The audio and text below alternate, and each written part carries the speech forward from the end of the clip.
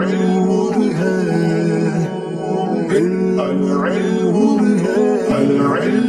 اللہ الرحمن الرحیم۔ فصل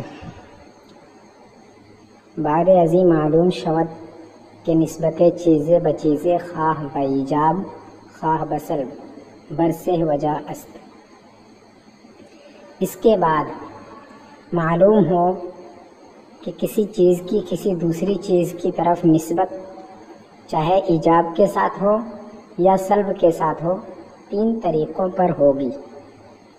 یعنی ابھی تک ہم نے جانا کہ اگر علم کی دو قسمیں ہیں، ہم نے جانا کہ علم کی دو قسمیں ہیں، ایک تصور ہے اور دوسری ہے تصدیق۔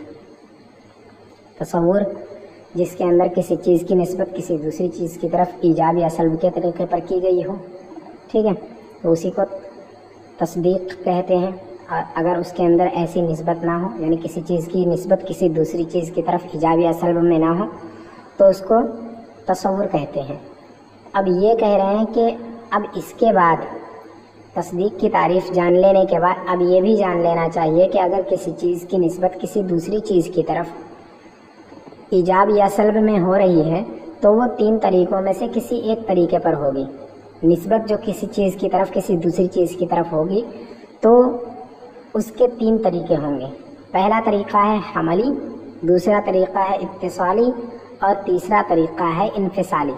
حملی یعنی کسی چیز کا کسی چیز پر حمل کر دینا، کسی حکم کو کسی چیز پر ڈال دینا، ٹھیک ہے، یعنی جیسے زید عالم، ٹھیک ہے، تو زید کے اوپر عالم کا حمل کیا گیا ہے کہ زید عالم ہے، زید کے اوپر علم کا حکم، عالم ہونے کا حکم لگا دیا گیا ہے۔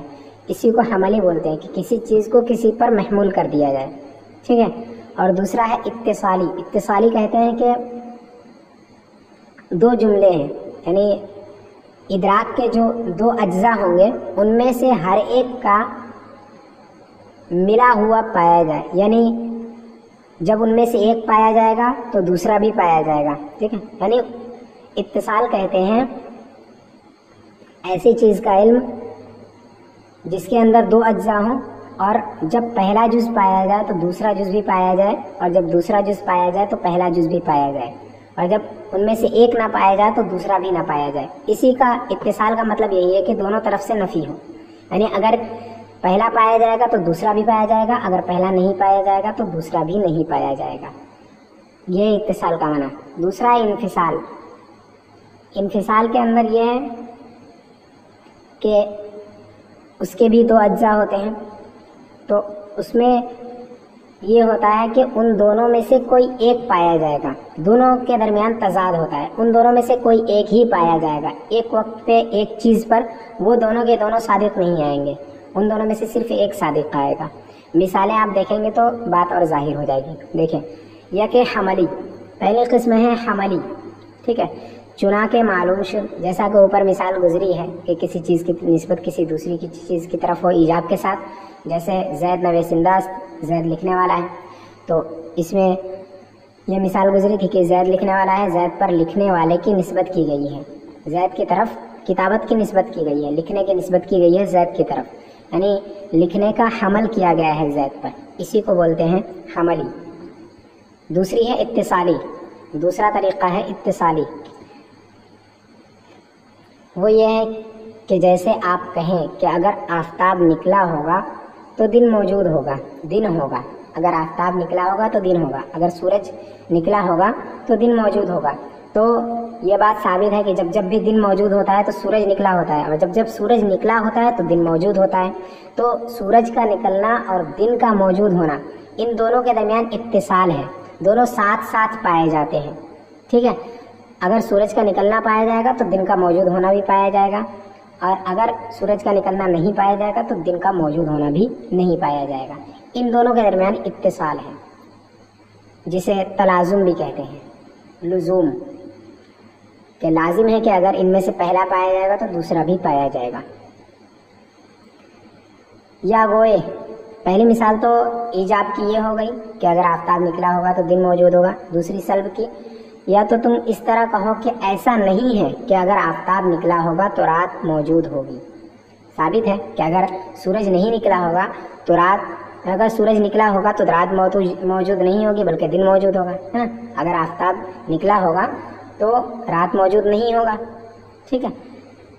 یا تو تم اس طرح کہو کہ اگر آفتاب ایسا نہیں ہے کہ اگر آفتاب نکلا ہوگا تو رات موجود ہوگی، یعنی جب بھی آفتاب نکلا ہوگا تو دن ہی موجود ہوگا، رات موجود نہیں ہوگی. تیسری قسم ہے یا تیسرا طریقہ ہے انفصالی، یعنی نسبت کسی چیز کی کسی دوسری چیز کی طرف ہو تو وہ یا تو انفصالی ہوگی. تیسری قسم ہے انفصالی. جیسا کہ تم کہتے ہو کہ یہ عدد یا تو زوج ہوگا یا فرد ہوگا، تو کوئی بھی گنتی آپ لے لیں، مثلا آپ 4 لے لیں، تو آپ 4 کے بارے میں یہی کہہ سکتے ہیں، ان دونوں میں سے کوئی ایک ہی کہہ سکتے ہیں، یا تو اسے زوج کہیں گے یا فرد کہیں گے. زوج کا معنی ہے جوڑ، ہے نا، اور جو مطلب زوج جو آدھا آدھا بالکل بٹ سکتا ہو اسے بولتے ہیں. فرد جو آدھا آدھا نہیں بٹ سکتا ہو، برابر برابر نہ بٹ سکتا ہو. ٹھیک ہے. تو ایک گنتی، کوئی بھی گنتی آپ لے لیں، اس کے اندر اس پر یا تو زوج صادق آئے گا یا فرد صادق آئے گا. آپ مثلا 4 لے لیں تو 4 کو آپ جب دیکھیں گے تو آدھا آدھا بٹ جا رہا ہے 4، تو یہ زوج ہوگا. اور اگر آپ اس سے نیچے لے لیں 3 لے لیں تو 3 آدھا آدھا نہیں بٹتا ہے برابر برابر، تو یہ فرد ہوگا. 3 زوج نہیں ہو سکتا ہے اور 4 فرد نہیں ہو سکتا ہے. ایسے ہی انفصالی کے اندر جو دونوں چیزیں بتائی جاتی ہیں وہ ان دونوں میں سے کوئی ایک ہی کسی چیز پر جو محمول ہوتا ہے اس پر ان میں سے کوئی ایک ہی صادق آتا ہے، دونوں صادق نہیں آتے ہیں. ٹھیک ہے. یا گوئے نیست چنی کے ای شخص یا انسان باشد یا حیوان. یا تو تم کہتے ہو کہ ایسا نہیں ہے کہ یہ شخص یا تو انسان ہوگا یا حیوان ہوگا، یعنی یہ درست نہیں ہے کہ یہ انسان ہوگا یا حیوان ہوگا. ضروری ہے کہ جو انسان ہوگا اس کا حیوان ہونا ضروری ہے. ٹھیک ہے. ایسا نہیں ہو سکتا ہے کہ ایک شخص انسان تو ہو لیکن حیوان نہ ہو، ایسا ہو ہی نہیں سکتا ہے. جو بھی انسان ہوگا اس کا حیوان ہونا ضروری ہے، جو حیوان ہوگا اس کا انسان ہونا ضروری نہیں ہے. اور شخص لگا دیے ہیں تو اس سے انسان ہی مراد ہے.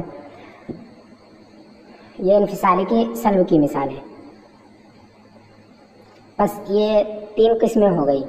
انفصالی تصدیق ان 3 قسموں پر ہوگا، ان 3 طریقوں پر. یا تو تصدیق حملی ہوگا کہ کسی چیز کا کسی چیز پر حمل کیا گیا ہوگا، یا تو اتصالی ہوگا کہ اس کے اجزاء کے درمیان اتصال ہوگا، لزوم ہوگا کہ ایک پایا جائے گا تو دوسرا بھی پایا جائے گا. یا تو انفصال ہوگا کہ اس کے اجزاء کے درمیان تضاد ہوگا کہ ان میں سے ایک پایا جائے گا تو دوسرا نہیں پایا جائے گا. ٹھیک ہے. پس ادراک نسبت حملی و اتصالی و انفصالی و ایجاب یا بسلب تصدیق باشد. تو نسبت حملی، نسبت اتصالی اور نسبت انفصالی ایجاب یا سلب کے ساتھ ہو تو اس ادراک کو تصدیق کہیں گے.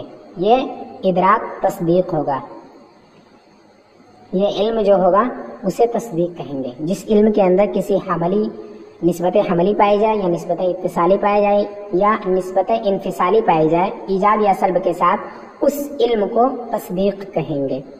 وہ آرا حکم نیز خوانند، اور اسی کو حکم بھی کہتے ہیں. اس کو یعنی تصدیق جو ہے اس کو حکم بھی کہتے ہیں. وہ ادراک کے ماورائے یہاں تصور باشد، اور ان کے علاوہ کا ادراک تصور ہوگا. یعنی ایسا علم، ایسا ادراک جس کے اندر نسبت حملی یا نسبت اتصالی یا نسبت انفصالی نہ پائی جائے اسے تصور کہیں گے. جو تصدیق ادراک نسبت چیزست بچیزیں بایجاب یا بسلب ناچار است پورا از سے تصور. جب تصدیق نام ہے کسی چیز کی کسی دوسرے چیز کی طرف نسبت کا ایجاب یا سلب کے ساتھ، تو ضروری ہے کہ اس کے لیے 3 تصور ہوں. یعنی اگر ہم کسی بھی چیز پر، تصدیق کے اندر کیا ہوتا ہے کہ کسی چیز پر کسی چیز کا حکم لگایا جاتا ہے، تو اگر ہم کسی بھی چیز پر کسی چیز کا حکم لگاتے ہیں تو اس کے اندر 3 چیزوں کا ہونا ضروری ہے.